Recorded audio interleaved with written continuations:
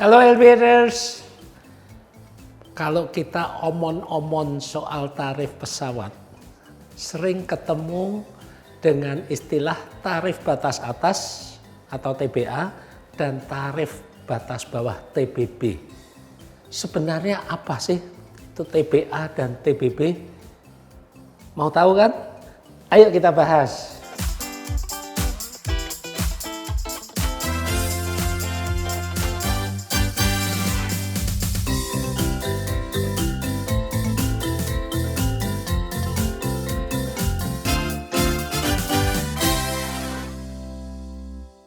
Elevators, tarif batas atas atau singkatnya TBA merupakan amanat pasal 127 dari Undang-Undang Nomor 1 Tahun 2009 tentang penerbangan.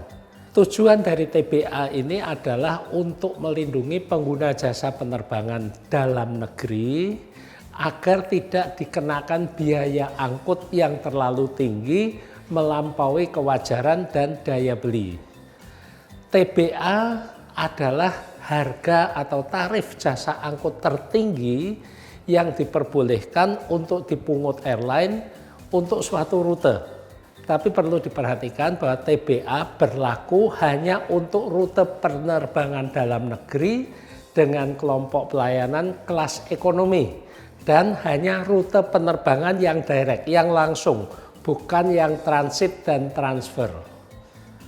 Kita perlu perhatikan juga bahwa TBA ini adalah murni biaya angkutnya saja, belum termasuk pajak pertambahan nilai PPN, belum termasuk retribusi bandara atau PJP2U atau juga passenger service charge atau juga yang sering salah kaprah disebut sebagai airport tax, walaupun ini sebetulnya bukan tax.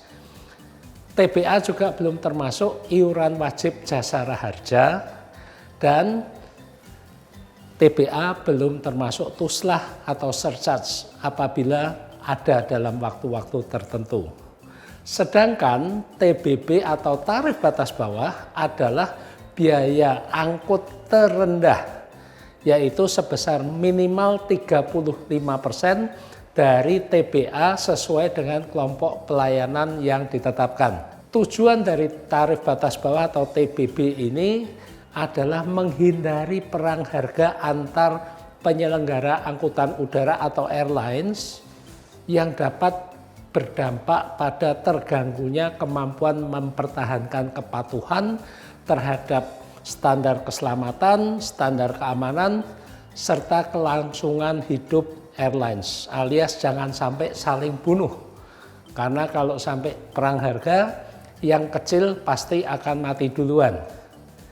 Nah, elevators, tarif batas atas atau TBA ini ditentukan dengan memperhitungkan pertama jenis pesawat yang digunakan, jet atau propeller, biaya operasi pesawat, kapasitas atau daya angkut pesawat yang digunakan, isinya berapa kursi, muatan kargonya berapa ton dan sebagainya, kemampuan pengoperasian bandar udara, kelompok pelayanan. Mengenai kelompok pelayanan akan saya bahas tersendiri karena nantinya ada pelayanan maksimum, pelayanan menengah dan pelayanan minimum, serta asumsi faktor muat atau load factor dalam bahasa Indonesianya, taraf keterisian pesawat.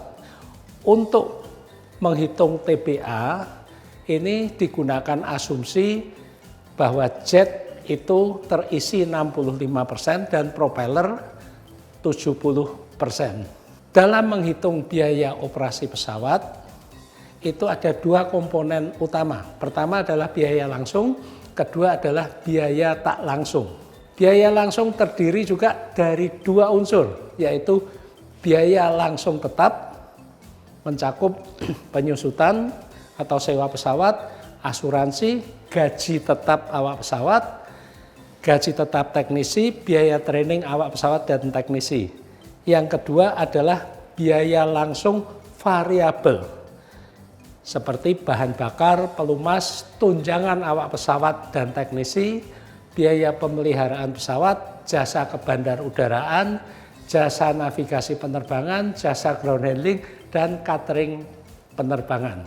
Sedangkan biaya tak langsung ini mencakup biaya organisasi atau manajemen seperti perkantoran, administrasi, biaya pegawai umum dan sebagainya, serta biaya pemasaran atau penjualan yang mencakup komisi agen, saluran penjualan tiket secara elektronik, iklan, promosi, fasilitas keanggotaan, dan sebagainya.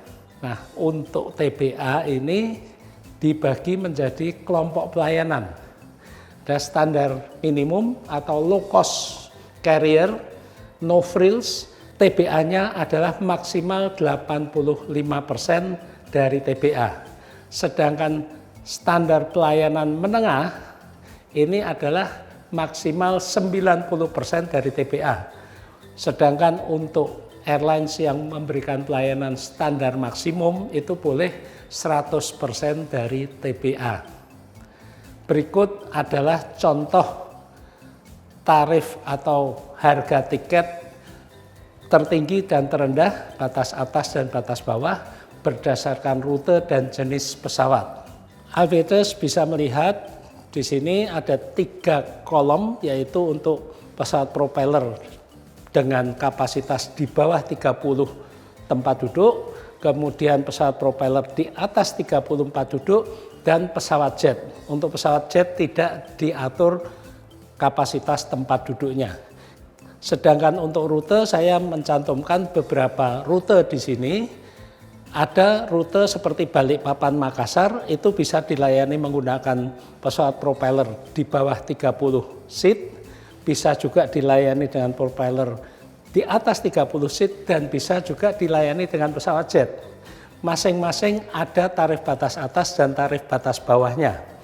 Sedangkan untuk rute yang hanya dilayani pesawat propeller 30 seat dan pesawat jet, itu seperti Jakarta Padang dan Jakarta Denpasar. Kenapa tidak ada propeller di bawah 30 seat?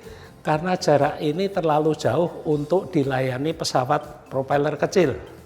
Dan ada juga rute yang hanya dilayani pesawat jet, yaitu Jakarta Kuala Namu. Kembali lagi tidak bisa dilayani dengan pesawat propeller karena jaraknya di luar jangkauan pesawat propeller. Aviators bisa melihat perbandingan harganya. Contoh saja Balikpapan Makassar. TBA-nya untuk propeller 30 seat ke bawah adalah 3.104.000. Untuk propeller di atas 30 seat 1.516.000. Ini hampir separuh dari TBA propeller 30 seat. Sedangkan untuk angkutan dengan jet TBA-nya hanya 1.006.000 saja. Ini kan terlihat bahwa angkutan udara menggunakan pesawat jet ini tarifnya jauh lebih rendah menggunakan pesawat jet daripada pesawat propeller. Apabila Aviators ingin mengetahui lebih detail TBA dan TBB berbagai rute dan menggunakan berbagai jenis pesawat, Aviators bisa membuka keputusan Menteri Perhubungan KM 106 tahun 2019 tentang tarif batas atas penumpang pelayanan kelas ekonomi angkutan udara niaga berjadwal dalam negeri. Perlu Aviators perhatikan bahwa TBA yang berlaku sekarang ini terakhir kali ditetapkan pada tanggal 15 Mei 2019 yang lalu, jadi sudah 5 tahun.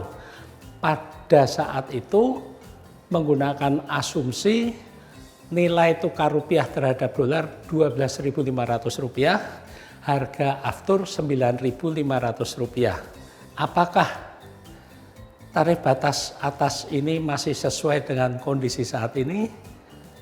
Ayo kita pikir bareng-bareng. Semoga bermanfaat. Alvin Lee, Aviation, happy landing.